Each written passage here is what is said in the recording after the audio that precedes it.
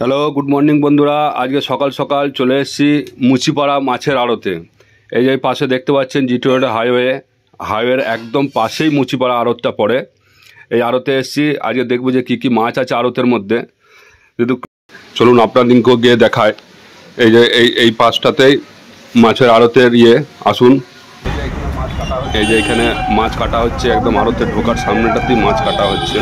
এটা কেউ অর্ডার হয়তো করেছে, অর্ডারে মাছ কাটছে। যে রুই মাছ, এটা এই যে গেটটা দেখছেন, এই গেটের ভিতর দিয়ে ঢুকতে হয়। এই মুচিপাড়া আড়তের এটা গেট।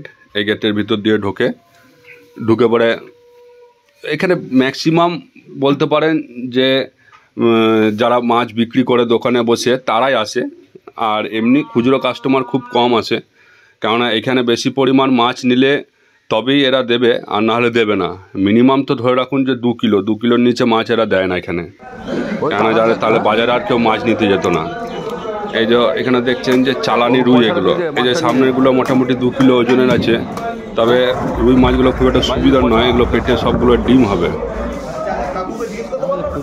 এগুলো আড়তে নিলে অনেকটাই সস্তা পড়ে, কিন্তু ব্যাপারটা হচ্ছে কি যে কোনো অকেশনের জন্য আড়তে আসলে ঠিক আছে, কেননা অল্প স্বল্প মাছ কিন্তু আড়ত থেকে এরা দেয় না, ওটা আপনাকে বাজারেই নিতে হবে।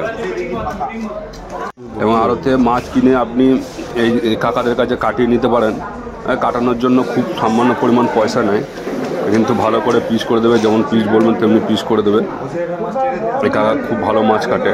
এর আগেও আমি অনেকবার এসেছি, এই কাকার কাছ থেকে কাটিয়ে নিয়ে গেছি।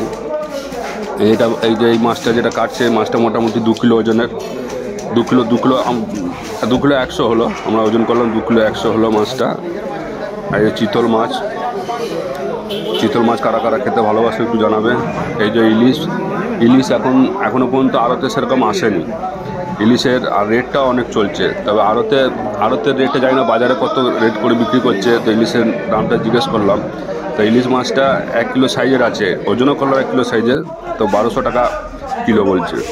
আজ রবিবার দিনে ভাবলাম যে অনেক কিছু মাছ থাকবে, কিন্তু এসে পরে দেখছি যে একবারে আড়ত ফাঁকা। আজকে সেরকম মাছ ঢোকেনি, তাই আপনাদেরকে সেরকম মাছ দেখাতে পারলাম না। আবার নেক্সট টাইম যখন আসবো তখন দেখাবো।